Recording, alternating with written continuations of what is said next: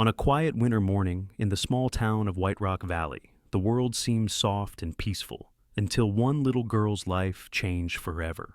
In a classroom filled with laughter that wasn't kind, in a moment when no one chose to look closer, one man and his loyal German shepherd would walk through the door and rewrite her story. This isn't just about rescue. It's about courage in the coldest moments, hope found in unexpected places, and the kind of love that can bring a frightened child back into the light. And before we begin, tell me, where are you watching from right now?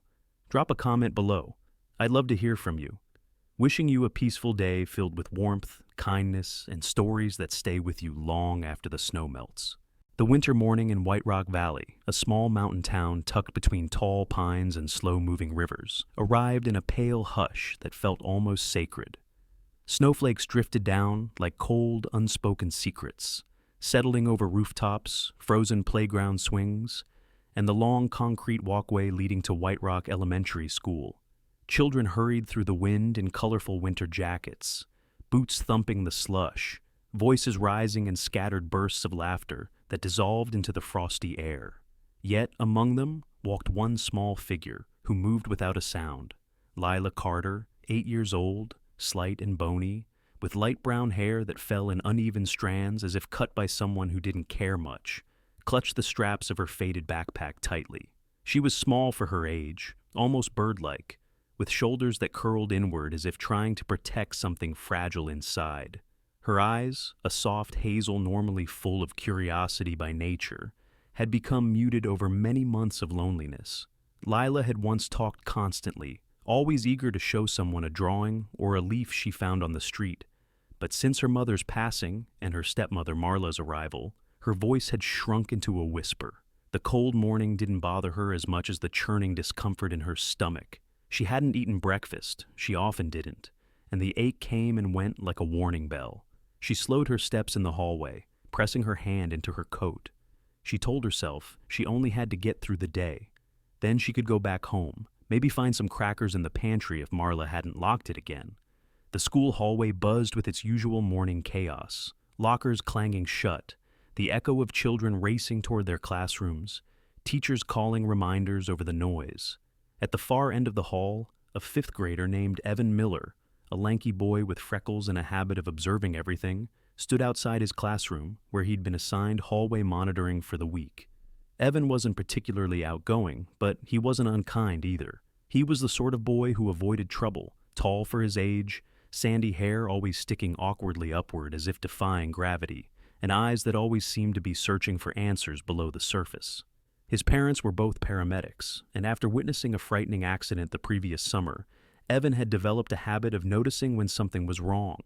As Lila walked past him, he noticed her gait, slow, protective, shaky, and something in his chest tugged.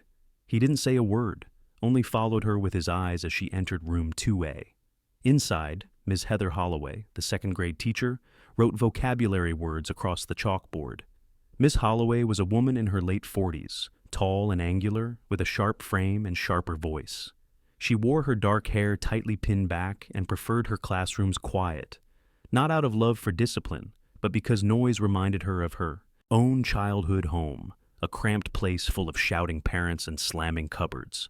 Years of teaching had hardened her patience into something brittle. Students whispered that she rarely smiled, and when she did, it never reached her eyes. Today she was already irritated.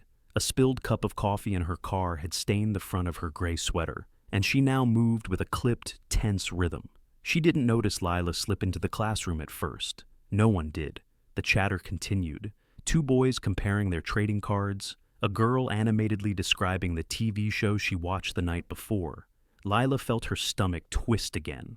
Not sharp pain, just an intense wave of nausea, making her knees weaken. She inhaled slowly, trying to steady herself. She needed to sit. She needed to make herself invisible. But as she took her second step, dizziness washed over her. Her foot caught on the leg of a desk. She stumbled forward. A sharp gasp escaped her lips, a sound that sliced through the room like sudden thunder. The entire class turned. She wasn't hurt, but she was pale, swaying slightly, breathing in short, trembling bursts. "Are you okay?" a girl whispered, not out of kindness, but confusion. Before Lila could answer, the nausea surged again. Her face flushed with embarrassment. Her eyes welled up with tears she didn't want to release. She tried to steady herself against the nearby supply shelf, but a jar of crayons rattled loudly to the floor, scattering across the tiles. Laughter erupted immediately, not cruel at first, but reflexive, a reaction to sudden noise, to clumsiness, to difference. But children know instinctively when one of them is vulnerable, and the laughter quickly sharpened. "Why is she shaking?" a boy called out. "Is she gonna faint?" Another girl giggled, covering her mouth with exaggerated disgust. Ms. Holloway spun around sharply, chalk still in hand. "Lila Carter," she snapped, "what on earth is going on?" Her tone wasn't concerned, it was inconvenienced. Lila shook her head, trying to answer, but her voice caught in her throat. I just feel..."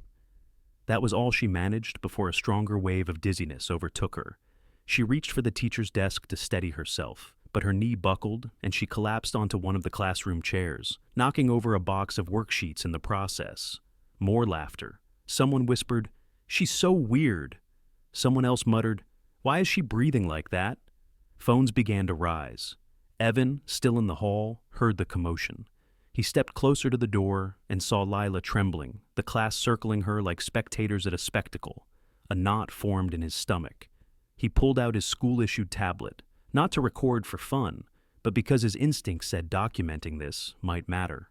Inside, Ms. Holloway approached Lila with a deep frown. "You're disrupting the entire class," she said, voice cold. "Sit still. Stop shaking." Lila's lips parted, but she couldn't form words. The nausea, the weakness, the hunger, it was all too much. She hunched over, clutching her stomach, sweat beading across her forehead. A couple of kids pulled back dramatically, as if she were contagious. "Gross," one boy muttered loudly. "What's wrong with her?" The room buzzed with ridicule, judgment, and fear, none of it deserved. Lila couldn't breathe. She couldn't think. The noise blurred into a single painful roar. Then the door opened. The hallway quieted first, then the classroom. Standing in the doorway was Officer Rowan Hale. Rowan was in his mid-30s, broad-shouldered, tall, and built like someone who had spent years lifting, training, running toward danger instead of away from it. His hair was dark blonde, cut close at the sides, slightly longer on top. His face was both strong and soft, marked by faint lines near the eyes, lines carved from equal parts laughter and grief. Rowan was known in White Rock as a man who showed up. He joined the police force after serving as a Marine Corps military policeman, where he'd lost a close friend during a mountain rescue operation. Since then, he lived with a quiet vow. No one under his watch would ever be left behind. Beside him trotted Kane, his 3-year-old German Shepherd K9 partner. Kane was lean and powerful, black and tan fur shimmering under the classroom lights. He had intelligent amber eyes, tall, alert ears, and a calm, noble posture. Kane was trained for search and rescue, not attack, because Rowan believed that protecting life mattered more than enforcing force. Kane's nature reflected that. Gentle with children, patient with the elderly, and instinctively responsive to distress. At that moment, Kane's nose lifted, his ears tightening. He sensed Lila's fear before Rowan even understood the situation. Rowan's eyes scanned the classroom quickly. The fallen supplies. The pale girl trembling and gasping for air. The circle of students watching like an audience. The teacher standing rigid, annoyed instead of alarmed. His jaw tightened. Without raising his voice, he stepped inside. The room fell silent, the atmosphere shifting instantly. Kane moved forward with delicate steps, sniffing the air, his posture relaxed but alert. Rowan approached Lila slowly, carefully lowering himself to one knee. "Hey there," he said gently, his voice warm like a blanket against the cold. "Can you look at me?" Lila didn't lift her head at first, but Kane pressed his nose against her shoe, nudging softly. She lifted her gaze just enough to see Rowan's badge glinting. Her eyes filled with tears. I'm sorry," she whispered, shaking. "I didn't mean to." Rowan shook his head. "You have nothing to be sorry for." Kane sat beside him, offering a soft whine of comfort. Ms. Holloway stepped forward, face flushed. "Officer Hale, I assure you, this is nothing serious. She's just being dramatic. Rowan's eyes flicked toward her, cool and sharp. Children don't collapse from drama. His voice was quiet, but it cut deeper than anger. He turned back to Lila. Do you feel sick? She nodded, her chin trembling. Did you eat this morning? Another small shake of her head. Rowan exhaled slowly, pain flickering through his expression. He wrapped his police jacket around her small shoulders. The class watched in stunned silence. For the first time that morning, Lila felt warmth, safety. Someone choosing to see her. Kane moved closer, gently resting his head against her knee. And in that instant, the world that had been spinning stopped, if only for a moment. That was how the winter morning in White Rock Valley changed everything. When Officer Rowan Hale lifted Lila from the classroom chair, the hallway outside room 2A seemed to hold its breath. Students who had been laughing minutes earlier now shrank back as he carried her, wrapped in his police jacket, Kane shadowing his every step. The winter light coming through the windows washed the corridor in cold silver, and Lila curled into Rowan's chest as if trying to disappear. Rowan moved quickly but gently, cradling her weight as though she were made of delicate glass. As they crossed the parking lot, the snowflakes thickened, falling in soft, relentless patterns. Kane's paws left perfect imprints behind them, each stride steady and precise. At the police SUV, Rowan opened the back door and laid Lila carefully across the seat, tucking the jacket around her. She tried to speak. Her lips trembled too much to form words. "We're going home, sweetheart," Rowan said softly, shutting the door. "I'll figure out what's going on." Kane hopped into the passenger side, twisting his body to watch her with worried amber eyes. He let out a low whine that vibrated through the car like a plea. Rowan glanced at him. "I know, boy, I know." He climbed into the driver's seat and started the engine. Lila remained silent during the short drive to the Carter home, a small one-story house near the edge of White Rock Valley, almost swallowed by the tall pine trees surrounding it. As the SUV rolled along the icy road, Rowan kept glancing at her through the mirror. She was awake, but her gaze was distant, unfocused, as if she were drifting somewhere far beyond reach. Snow fell harder now, turning the world outside into a pale fog. Kane sniffed the air, sensing something unfamiliar and uneasy. Rowan drove faster. He had met Lila only a few minutes ago, but something in her fear had pierced him with startling clarity. The house looked dim, even with the front porch light still on. Rowan parked, stepped out, and hurried to the back door. He lifted Lila again. She wrapped her arms around his neck, her frozen fingers clutching his collar. Her breath was shallow, uneven. Kane jumped out and circled them with quiet vigilance. "Do you have a key?" Rowan asked gently. Lila shook her head. "Door not locked." Her voice barely existed. Rowan reached the knob, pushed, and the door swung open without resistance. The smell hit him first. Alcohol, old takeout, and something stale lingering in the carpet. Kane's fur bristled instantly. He lowered his head, stepping in with cautious precision. Rowan stepped inside, carrying Lila, his senses sharpening. The living room was a battlefield of adult negligence. Empty bottles on the floor, fast food wrappers stacked on the coffee table, a plate with crusted eggs on the counter nearby. A pair of glittery heels lay tossed against the couch. A red faux fur coat was draped carelessly over the armrest.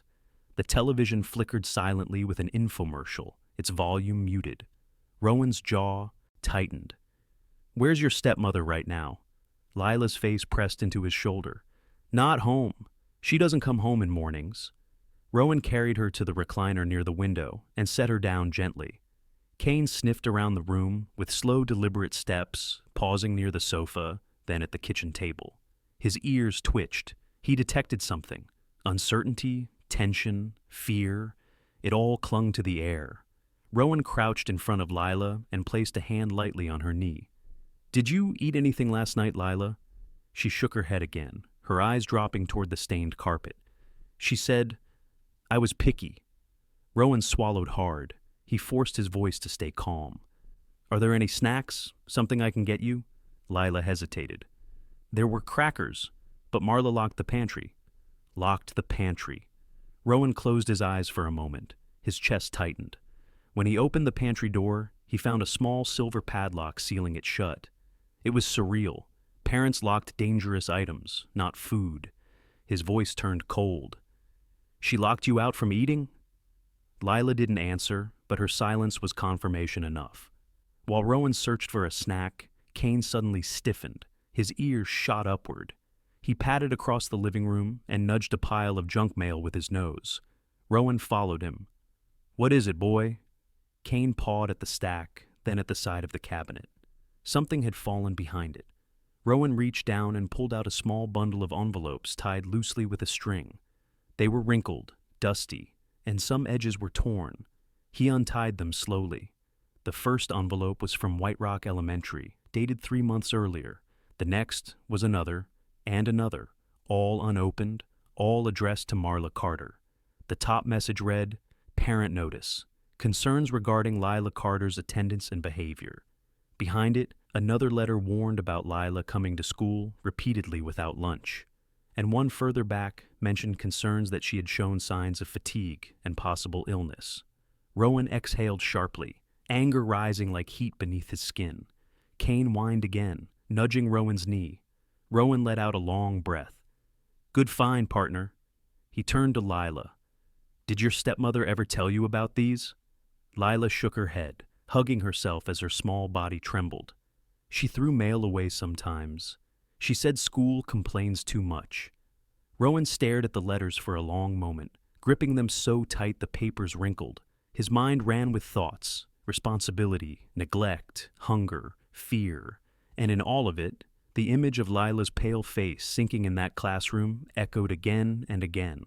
He set the letters aside, walked to the kitchen cabinets, and found an old box of cereal, expired but still sealed. He poured a small amount into a bowl and handed it to Lila. She began eating slowly, as if unsure she had the right.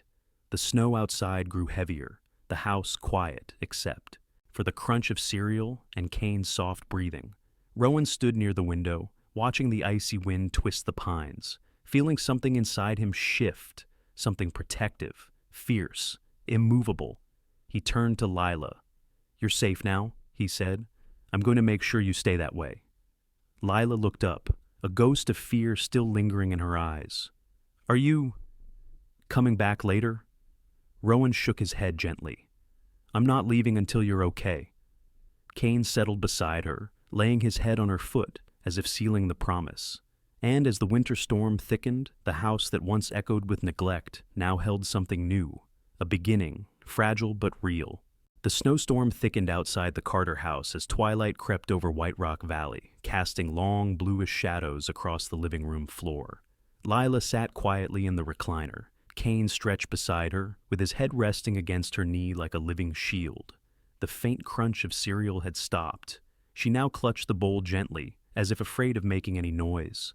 Rowan stood near the window, the bundle of unopened letters in his fist, the weight of them burning into his palm like accusations. Outside, wind battered the porch railing, sending loose flakes swirling against the glass.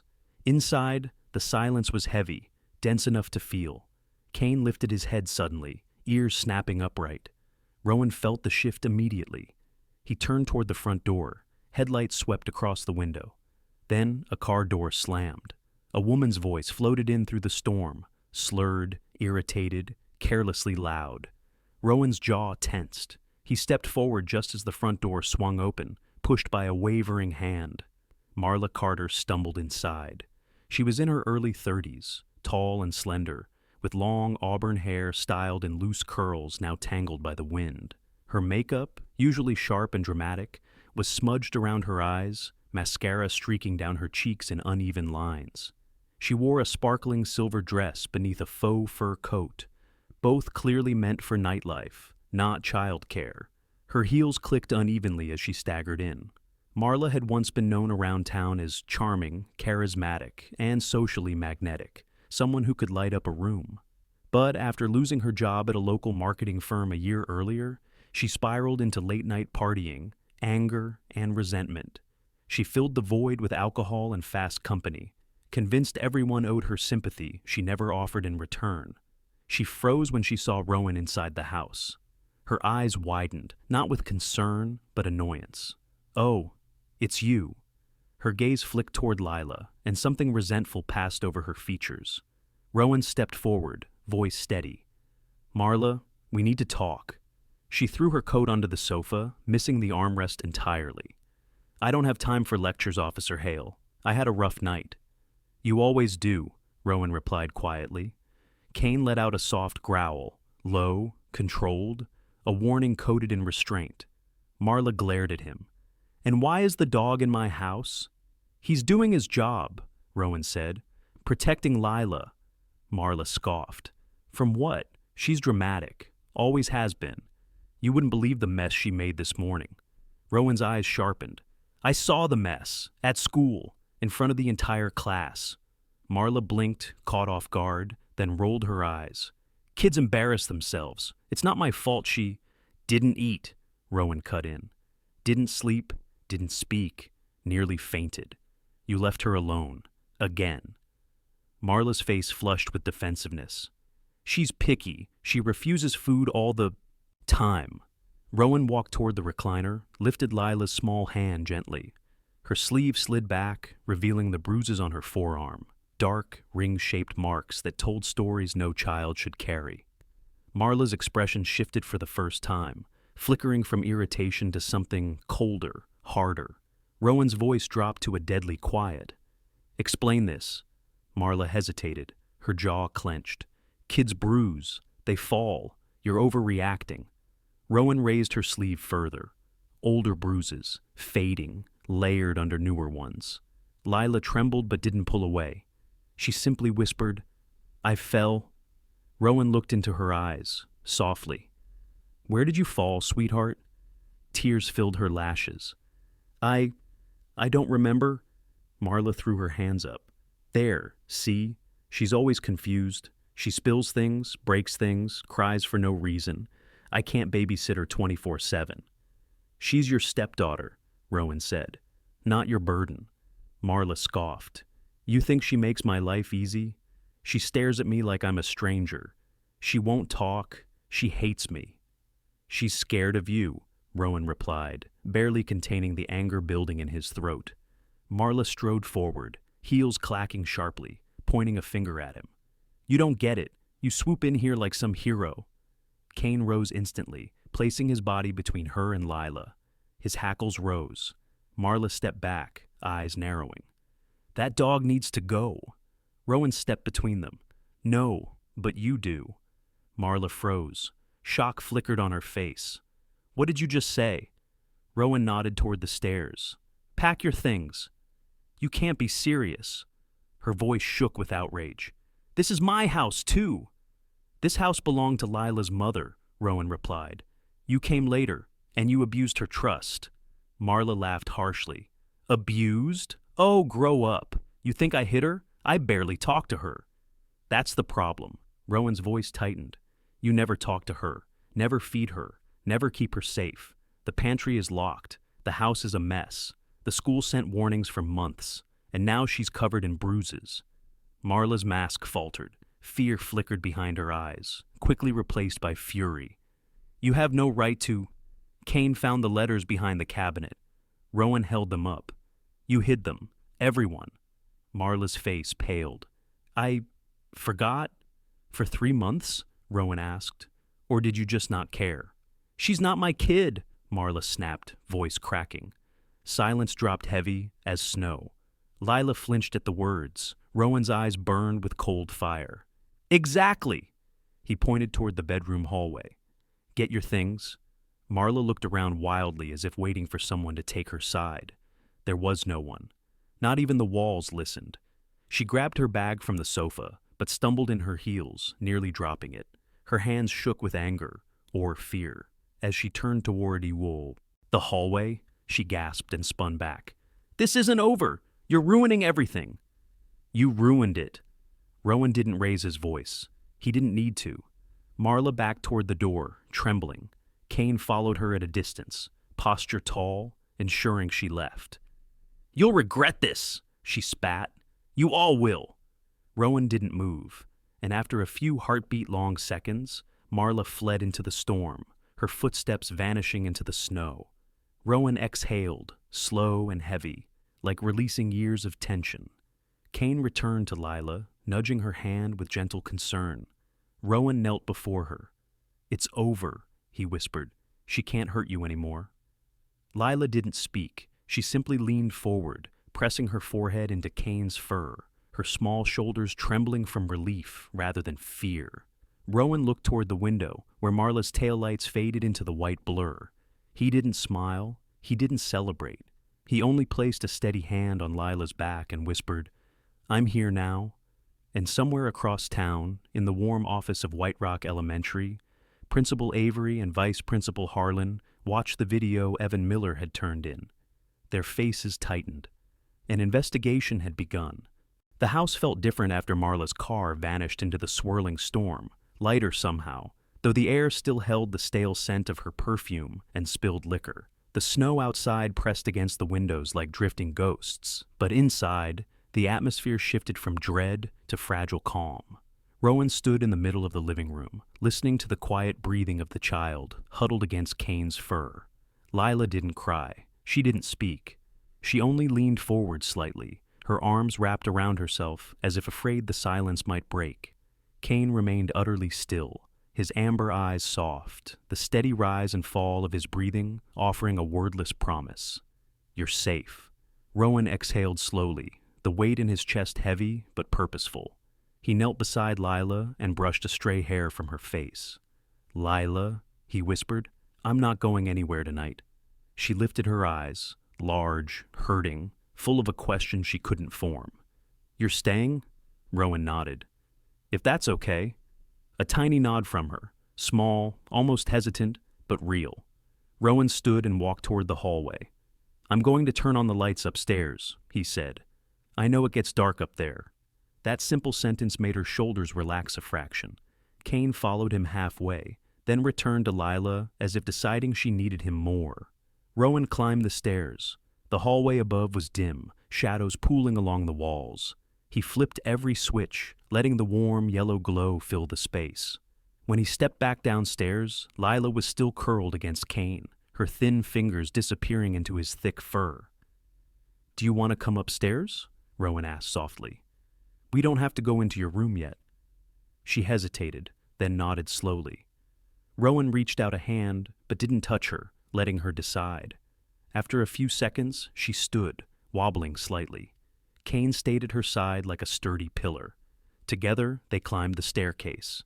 At the top, she paused, gripping the wooden railing with small knuckles turned white. Rowan waited, not rushing her. "Daddy always kept the lights on," she whispered, almost inaudible. Rowan swallowed. "Your mom?" She nodded. "She said darkness scares kids, but Marla said it makes us stronger." Rowan clenched his jaw, but softened his voice. "You don't have to be strong in the dark. Not tonight. Not ever again without choosing it." She looked at him, studying him, as though testing the truth in his words. Then she walked forward. The hallway stretched toward a small office whose door stood slightly ajar. A thin beam of light cut across the carpet, illuminating part of the wooden desk inside. Atop the desk, half buried under dust, sat a photo frame. Lila's steps slowed. She reached the doorway and placed a hand on the frame, lifting it gently. Rowan stepped closer, but didn't intrude. The photograph showed a younger, softer world. A smiling brunette woman with warm, brown eyes, Lila's mother, Emily Carter. A gentlewoman remembered in White Rock Valley for her kindness. She'd worked as a wildlife illustrator before illness stole her strength. In the picture, Emily held a toddler Lila on her hip, both covered in flour, standing beside a half-baked lemon cake. Lila's breaths trembled. "Mom always baked this on cold days," she whispered. She traced her mother's face with a shaking fingertip. Marla said, "Mom only smiled for pictures." Rowan knelt beside her. "That's not true," he said softly. "Your mom smiled every time she talked about you." Lila looked up at him, eyes shimmering. "Really?" "Really," Rowan said. "Your mom used to come to the station when I worked late shifts. She'd bring me coffee and tell me you refused to nap unless she sang the same lullaby every night." Lila blinked in surprise, an expression too large for such a small face. She told you that?" Rowan nodded, remembering those nights. Emily standing by his desk with hot cocoa, laughing quietly at her own exhaustion. "She loved you more than anything," he said, voice warm but strained. That never changed.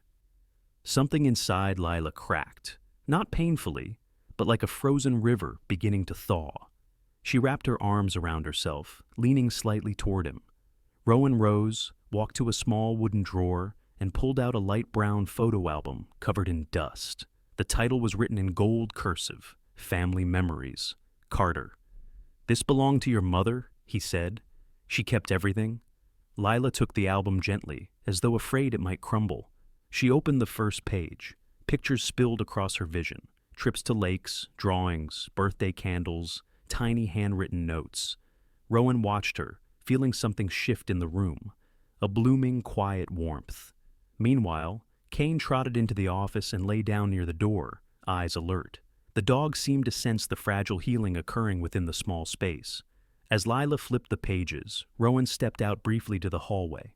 He took out his phone and dialed the local child therapy center. A calm, professional voice answered, "Dr. Elaine Merritt." Dr. Merritt was in her late 40s, with a warm tone and thoughtful pauses. She'd been a child psychologist for 20 years, known for her patience and for surviving a childhood marked by domestic turmoil. A past she rarely discussed, but one that shaped her gentle firmness with traumatized children. Rowan explained Lila's situation quietly. Dr. Merritt listened without interrupting. "Bring her in tomorrow," she said. "I'll make room, but tonight, keep everything consistent. Lights, warmth, reassurance. She's been living in fear. It will take time for her nervous system to trust safety." Rowan thanked her, his voice hoarse. He returned to the office. Lila now held a small notebook with her mother's handwriting, soft, looping cursive, filled with lists of things Lila loved. "Daddy." "She wrote that I laughed at butterflies," Lila said. "You did," Rowan replied, "every time the garden had them." "I don't remember," she whispered. "You were little, but I remember." Kane got up and rested his head against Lila's hand. She smiled, tiny, faint, but real. It was the first time Rowan had seen her smile since he entered that classroom. As she continued flipping pages, the storm outside softened. But elsewhere in White Rock Valley, another storm was gathering. At White Rock Elementary, Principal Avery, a tall, composed black woman in her mid-50s with graying curls and a no-nonsense demeanor, stood in her dim office staring at the video Evan had provided. Beside her stood Vice Principal Harlan, a short, stocky man in his 40s with square glasses and a nervous habit of clicking his pen. "This is bad," Harlan murmured. "It's more than bad," Avery replied. "It's negligence, possibly emotional endangerment." She removed her glasses, rubbing her temples. "We'll need statements. We'll need to speak with Lila. And Ms. Holloway won't set foot in that classroom until we finish this." Harlan nodded quickly, his voice trembling a little. "Should we call Officer Hale?" "Not yet," Avery said. "Let him focus on the girl tonight." Her tone softened, rare for her position. She looked so frightened in that video. Back in the house, Rowan sat beside Lila as she held a picture of her family before everything fractured. "Daddy," she whispered. The word wasn't literal. Rowan wasn't her father, but it came out instinctively, unconsciously. Rowan felt it like a soft blow. He didn't correct her. He only held the album steady as she leaned into him, Kane pressing close. Healing didn't come in crescendos. It came in moments like this. Quiet, trembling, real. By dawn, the storm had quieted, leaving White Rock Valley wrapped in a soft blanket of white. Snow clung to rooftops and pine branches like fragile lace. Inside the Carter home, the world felt gentler than the night before. The living room glowed with early sunlight, filtering through half-frosted windows, warming the floorboards where Kane lay stretched out like a guardian lion. Rowan had barely slept. He sat on the edge of the sofa, elbows on his knees, eyes fixed on Lila, who had fallen asleep curled against a pillow on the armchair, the old photo album resting beside her like a storybook she clutched for safety. Her breaths were soft, slow, steady for the first time. Rowan rubbed the back of his neck, exhaustion burning behind his eyes, but he didn't dare leave her side. Not after what she'd been through. not after the bruises, not after the fear in her voice when she whispered, "Daddy!" without even realizing it. A soft thump signaled Kane rising to his feet. Ears up, body alert, but calm. Someone approached. Rowan stood just as a knock echoed at the door, polite, steady, official. He opened it cautiously. Two figures stepped forward. The first was Cynthia Moore, the local Child Protective Services worker. Cynthia was in her early 40s with warm brown skin, curly dark hair pulled into a practical bun, and eyes that carried the weight of years spent navigating broken homes. Her shoulders were strong but tired, her beige coat dusted with snow. Cynthia had once been a foster child herself, moved through 5 homes before settling with a family who taught her stability. Because of that, she never entered a house as an enemy. She entered as someone who understood. Beside her stood Dr. Samuel Hayes, a school psychologist sent for immediate assessment. Dr. Hayes was a quiet man in his 50s, tall but slightly stooped, with thin silver hair and rectangular glasses that always slid down the bridge of his nose. He carried a leather folder under one arm, the edges worn from years of use. Samuel had spent most of his life working with children who carried emotional wounds they couldn't yet name. He'd lost his own daughter to a rare illness 15 years earlier, a grief that softened him rather than hardened him. "Officer Hale," Cynthia said gently, "we're here about Lila." Rowan nodded, stepping aside. "Come in." The warmth from the living room spilled into the entryway. When Cynthia stepped in, she paused, her eyes scanning the space. Cleaned since last night, but still bearing quiet scars. The empty wine bottles Rowan had placed in a bag, the pantry lock Rowan had removed, the scattered mail. Dr. Hayes followed quietly, his gaze moving toward the recliner where Lila slept. Kane moved between them instinctively, not aggressively, but protectively. His amber eyes watched every step. Cynthia offered a soft smile. "You must be Kane," she said, crouching slightly. Kane sniffed her glove, accepted her presence, then returned to Lila. Rowan appreciated the subtlety. Cynthia knew how to approach a fearful environment. "She's sleeping," Rowan said. "Rough night." "I saw the school report," Cynthia replied. "We'll keep this easy."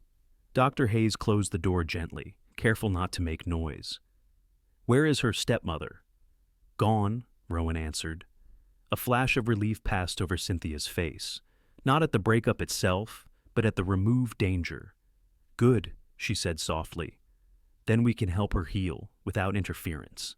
Lila stirred at the sound of voices. Her eyes blinked open, still swollen from tears, but clearer than last night.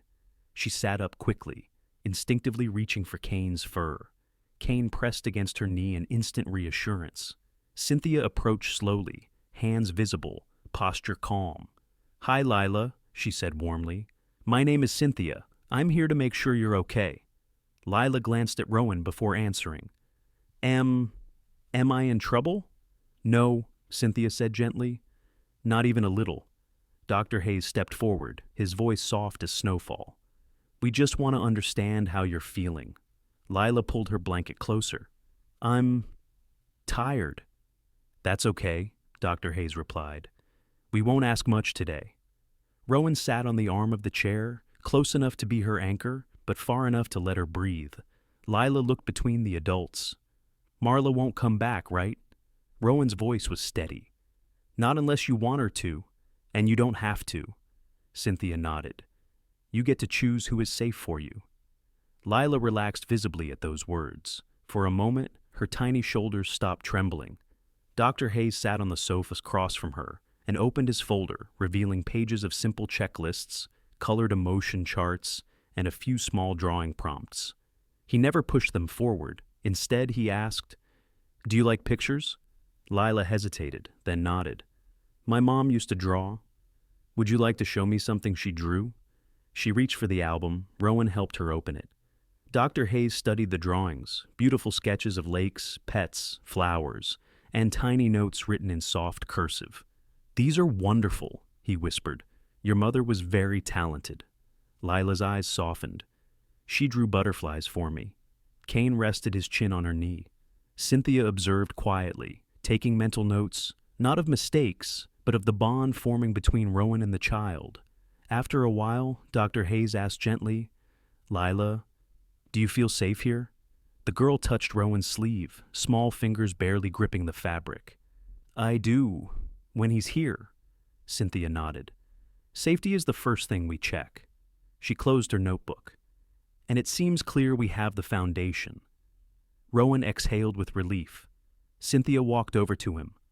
"Officer Hale, I need to ask, are you prepared for what comes next? Consistent care, therapy appointments, school, cooperation, a lot of presence?" Rowan looked at Lila. She looked back, hopeful, uncertain, silently begging to not be alone again. Rowan answered without a second thought. "Yes, whatever she needs." Cynthia smiled. "Good. Then we will classify this home as safe." Dr. Hayes stood, gathering his folder. "I'll be checking on her regularly. She'll need time, but she's strong." "Stronger than she knows," Rowan murmured. Cynthia walked to the door, then turned back. "Lila, can I tell you something?" The girl nodded. "You're very brave." Lila blinked, unsure how to receive such a sentence. "Brave, brave," Cynthia confirmed, "because you're still here, because you're trying again." When the door closed behind them, the house felt still, not empty, but peaceful. Rowan sat beside Lila. "You okay?" She leaned against his arm, the tiniest hint of trust settling into her bones. "I think so." Outside, sunlight reflected off the snow and the shimmering patches. Inside, Kane curled at their feet, sighing deeply, ears finally relaxed. For the first time in a long time, Lila didn't feel like she had to be invisible. And Rowan, sitting beside her, realized something too. He wasn't just protecting her now. He was learning to be what she needed, present, steady, and unshakably hers. Healing didn't happen in grand gestures. It happened in mornings like this, quiet, warm, full of second chances. Sometimes the greatest miracles God gives us do not arrive with thunder or flashing light. Sometimes they come quietly, through the small acts of courage we show, the people who step into our lives at the right moment, and the love that refuses to give up on us even when the world feels cold. Lila's story reminds us that God works through the hearts of those who choose kindness over judgment, protection over silence, and hope over fear. And just as he sent strength to one frightened child through a faithful officer and a loyal German shepherd, he sends us strength in our daily struggles too. Maybe you are carrying pain no one sees. Maybe you are waiting for a sign that things can get better. Let this story remind you that God still moves, God still heals, and God still places the right people in our path when we need them most. If this touched your heart, please share it with someone who might need a little light today. Leave a comment and tell me how this story made you feel. And if you want to follow more stories of hope, courage, and the miracles God still brings into the world, remember to subscribe to the channel. May God bless you, protect you, and guide you in every step of your journey. And if you believe in His gentle miracles, type Amen in the comments.